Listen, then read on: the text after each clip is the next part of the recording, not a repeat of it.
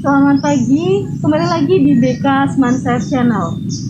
Pagi ini kita bersama dengan saya, kalau kemarin dengan Bu Leli, sekarang bersama dengan saya yaitu Bu Danis, guru BK SMA 7 juga. Kali ini kita kedatangan tamu spesial dari alumni SMA 7 tahun 2020 ya Mbak ya? Iya. Oke, kita bersama dengan Mbak Kristina, Iya. alumni SMA 7 yang sudah berhasil lolos SNMPTN tahun 2020 di Universitas Diponegoro. Oke, kita langsung saja dengan Mbak Kristina, kita ngobrol langsung, kita tanya-tanya pengalamannya gimana dulu di SMA 7 dan gimana kiat-kiatnya agar bisa lolos di SNMPTN Undip 2020. Oke, selamat pagi Mbak. Selamat pagi Bu. Gimana kabarnya hari ini? Puji Tuhan baik. Oke, puji Tuhan ya, alhamdulillah ya. Apa kesibukannya sekarang? Ini kan masih masa pandemi, belum masuk kuliah ya. Iya. Apa saja kesibukannya sekarang? Kesibukannya masih itu sih posting informasi tentang universitas juga. Mungkin cari tahu informasi apa aja tentang universitas. Gitu ya. Berarti belum masuk kuliah, masih searching informasi, belum mulai ini juga ya, masa orientasi perkuliahannya ya? Belum mulai juga. Oke. Kira-kira sekitar bulan apa nanti masuk kuliahnya? Kira-kira akhir Agustus sampai awal September 2020 kemungkinan. Oke, nah di sini kita akan berbicara tentang pengalaman kamu di SMA 7 dan gimana kiat-kiatnya agar bisa masuk SNMPTN di Undip ya. Sebelumnya saya pengen tahu dulu nih gimana pengalamannya Mbak Kristina sekolah di SMA 7. Pengalaman sekolah di SMA 7 sih menyenangkan ya Bu ya pastinya, karena SMA 7 juga salah satu SMA favorit juga di kota Semarang. Bangga sih bisa masuk di SMA 7, banyak pengalaman yang didapat juga di SMA 7, terutama kedisiplinan sih Bu. Berarti SMA 7 terkenal dengan kedisiplinannya ya Mbak? Iya Bu. Oke, selain itu apa sih pengalaman yang atau momen-momen apa yang nggak bisa terlupakan oleh Mbak Kristina selama sekolah di SMA 7 ini? Momen yang paling nggak bisa terlupakan tuh saat SMA 7 mengadakan kegiatan social care. Jadi kan kegiatan sosial care itu baru terlaksana satu kali dan itu di tahun ini kan Bu. Terus juga banyak banget pengalaman dan juga manfaat yang didapetin dari kegiatan sosial care itu. Jadi itu sih yang paling berkesan dan sulit dilupakan. Oke, berarti pengalaman waktu Mbak Kristina terjun di lapangan ya? Iya. Latihan bersosialisasi dengan masyarakat, Iya. bagaimana caranya. Waktu itu sosial care-nya di mana Mbak? Di panti atau panti asuhan? Oh, panti asuhan. Jadi Iya. bagaimana Mbak Kristina melihat orang lain yang mungkin lebih membutuhkan daripada kita gitu ya? Iya. Oke, kangen nggak sama SMA 7? Kangen banget lah. Kemarin lulus belum ini ya Mbak? Istilahnya lulusnya kaget ya? Iya. Tiba-tiba nggak masuk sekolah, terus tiba-tiba langsung lulus gitu ya? Kangen nggak sama kantin SMA 7? Sama kantin kangen banget sih, apalagi jajanannya. Apa yang paling dikangenin makanan SMA ini, kantin SMA 7? Yang paling dikangenin tuh cilok Mas Adi. Cilok Mas Adi. Tapi sekarang nggak jualan ya? Iya. Karena corona semuanya, sekolah pun tutup. Tidak ada aktivitas belajar mengajar di sekolah, hanya lewat online atau daring. Selain itu, ada nggak sih guru favoritnya Mbak Kristina di sini? Guru favorit, semua guru pasti punya kelebihan dan kekurangan sendiri ya Bu. Jadi untuk favorit sendiri sih mungkin lebih ke guru yang berkesan kali ya Bu ya. Boleh. Guru yang paling berkesan itu Mem Fitri. Kenapa itu Mem Fitri? Karena Mem Fitri itu sahabat, terus kalau di kelas juga jarang banget marah, perhatian sama anak didiknya gitu sih Bu. Berarti pelajaran paling favorit juga bahasa Inggris sepertinya nih. Kalau pelajaran favorit enggak bahasa Inggris, ekonomi. Oh, ekonomi. Oke, karena sekarang juga masuk di ekonomi pembangunan juga ya di Undip ya. Iya. Oh ya, untuk anak-anakku semua, untuk pemirsa yang lainnya juga, Mbak Kristina ini adalah alumni SMA 7 yang lolos di Undip jurusan ekonomi pembangunan. Mbak Kristina, ini kan lolos SNMPTN Undip ya? Iya. Gimana perasaannya Mbak Kristina bisa lolos SNMPTN tahun ini? Jadinya kalau banyak perasaan tuh masih nggak nyangka gitu ya Bu ya. nyangka. Undip banyak peminatnya gitu kan, secara cuman apa sih dari rendah banget gitu, tapi ternyata puji Tuhan bisa masuk gitu kan di Undip. Terus bangga banget sih Bu bisa masuk di Undip, apalagi jalur SNMPTN gitu kan, bisa banggain orang tua juga. Kalau kitanya juga bisa setidaknya nggak begitu meragukan lah seperti itu. Berarti bisa dibanggakan Iya. ya untuk diceritakan ke orang tua maupun ketika ditanya sama teman-teman yang lain. Iya. Kita beralih ke ini ya, pengalaman Mbak Kristina yang kok bisa sih Mbak Kristina bisa lolos SNMPTN dan di Undip. Apa rahasianya ini Mbak? Untuk rahasianya sendiri sih mungkin nggak ada ya Bu ya, lebih ke sering belajar aja. Terus berdoa juga itu yang paling penting. Terus juga kalau bisa semua mata pelajaran itu nggak perlu kita benci, justru malah kita sukai. Jadi apa yang kita dapetin tuh bisa kita terima dengan baik, dan itu bakal membantu banget sih Bu. Oh gitu, berarti kuncinya sukai semua pelajaran gitu ya Mbak? Terus rajin-rajin belajar dan berdoa terus. Oke. Selain itu ada nggak sih, kan biasanya ada peran-peran dari orang yang di belakangnya Mbak Kristina, ada nggak sih pengaruhnya di kesuksesan Mbak Kristina yang sekarang? Kalau pengaruh sih ada banget ya Bu ya, terutama kedua orang tua juga. Karena kan melalui kedua orang tua juga kita minta bantuan doa, kita minta saran, pendapat, juga orang tua juga memotivasi kita untuk semakin semangat gitu juga sih Bu. Tapi ada nggak sih, kadang kan ada orang tua yang ayo belajar terus, ini tuh kamu tuh harus gini. Orang tua Mbak Kristina seperti itu tidak? Atau membiarkan Mbak Kristina sesuai dengan moodnya Mbak Kristina belajar? Kalau orang tua saya sendiri itu lebih ke menekankan kalau sudah waktunya belajar itu harus belajar, karena di rumah itu sudah ditetapkan, jadi nanti jam segini itu belajar, jam segini baru boleh bermain gitu sih Bu. Jadi harus tepat waktu gitu. Terus ikut kelas nggak? Selama ini belum pernah gitu. Wah, berarti belajar sendiri di rumah ya? Iya Bu, gitu kan. Dari kelas 10 sampai kelas 12 ini? Iya. Wah, hebat sekali Mbak Kristina, ini adalah salah satu siswa SMA 7 yang tidak les dan bisa lolos SNMPTN Undip 2020 jurusan ekonomi pembangunan. Oke.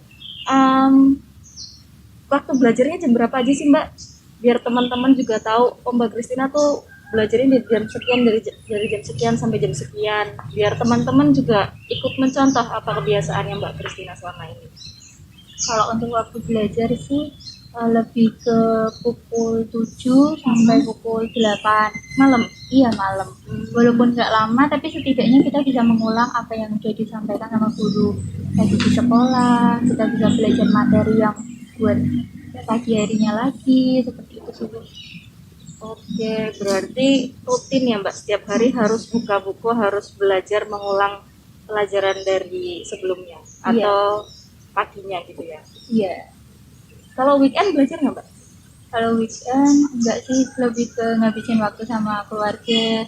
Walaupun penting belajar, tapi juga penting juga buat kita refresh lagi apa yang udah kita jalani selama 1 minggu itu. Kita sekolah, mungkin kita juga capek kan Bu, itu otomatis kita butuh waktu buat sama keluarga juga. Jadi untuk weekend lebih milik ke ngabisin waktu sama keluarga. Oke, berarti seimbang ya antara belajar dan refreshing atau rekreasi, walaupun hanya berkumpul dengan keluarga. Menarik sekali nih teman-teman. Manajemen waktunya Mbak Kristina itu sangat baik. di hari-hari masuk sekolah dia rutin belajar setiap jam 7 sampai jam 8. Lalu kalau weekend dia berkumpul dengan keluarganya. Jadi seimbang antara belajar dan refreshing atau mencari hiburan di tengah-tengah kesibukan belajarnya.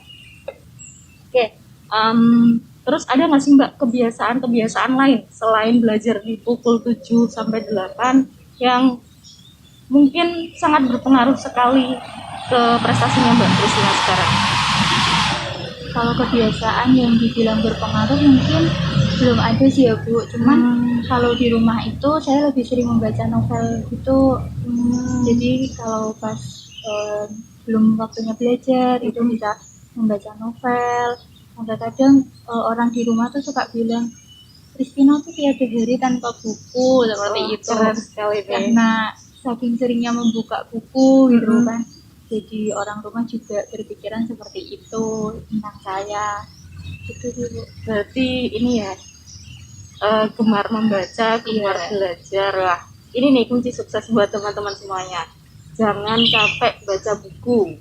Kristina itu setiap hari baca buku walaupun kadang baca novel gitu. Jadi nggak apa-apa. Novel itu juga kadang banyak pembelajarannya juga di dalamnya. Ada pengalaman kehidupan, ada ilmu-ilmu lain juga yang kadang kita tidak dapatkan di sekolah. Selain itu, tadi kan Mbak Kristina kan mengatakan kalau ada dukungan dari orang tua ya. Tadi waktu di awal banget kita flashback ke belakang tadi. Dukungan orang tua itu yang seperti apa sih yang Mbak Kristina rasakan selama ini? Dukungan orang tua sih lebih ke perhatian yang diberikan ke saya gitu. Untuk mengingatkan waktunya belajar, ayo belajar. Terus lebih mengingatkan lagi kalau mungkin saya kan sering banget tuh kurang percaya diri Bu. Jadi untuk orang tua tuh sering lebih memberi motivasi, ayo yang percaya diri gitu, memberi semangat gitu sih Bu ke saya. Oke, berarti orang tua sering sekali memotivasi dan memperhatikan waktu belajar Mbak Kristina juga ya. Oke, selain orang tua, adakah orang yang berpengaruh juga, mungkin teman atau sahabat atau yang lain? Mungkin teman-teman juga berpengaruh sih Bu, tapi kalau teman-teman tuh lebih ke bagaimana dia sukses di depan gitu. Jadi saya temanku bisa, kenapa aku kok nggak bisa gitu. Jadi lebih memotivasinya dari itu sih. Dari prestasi teman-teman, jadi kita ikut terpacu ya, ikut semangat lagi. Saya harus bisa seperti yang lain juga. Oke, yang paling penting nih, menurut Mbak Kristina, apa sih tips yang bisa dilakukan, yang bisa dicontoh sama adik-adik semua, teman-teman semua, biar bisa lolos SNMPTN, apalagi di Undip?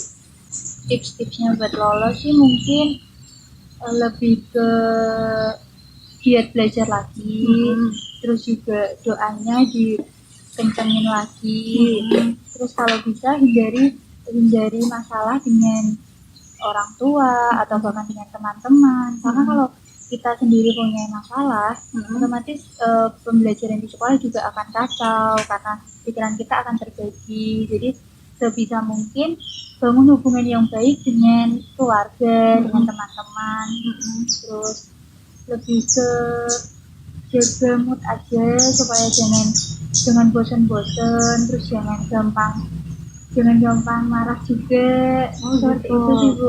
Oke, berarti yang terakhir nih yang paling menarik, jaga marah atau jaga moodnya biar selalu semangat belajar gitu ya Bu. Oke. Ini buat teman-teman tadi tips dari Kristina itu ada belajar ya, belajar lalu berdoa, jangan bikin masalah sama orang tua, sama teman, dan jaga mood atau jaga emosi kita agar selalu semangat belajar dan ya tidak terpengaruhi orang lain juga ya.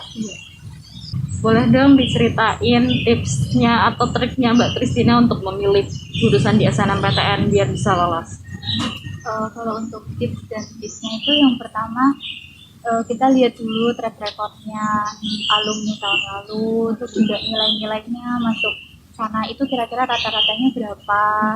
Terus yang kedua juga pinter-pinter cari peluang aja, mana yang kurang lebih peminatnya tidak begitu banyak, tetapi untuk prospek kedepannya itu lebih menjanjikan, seperti itu sih Bu.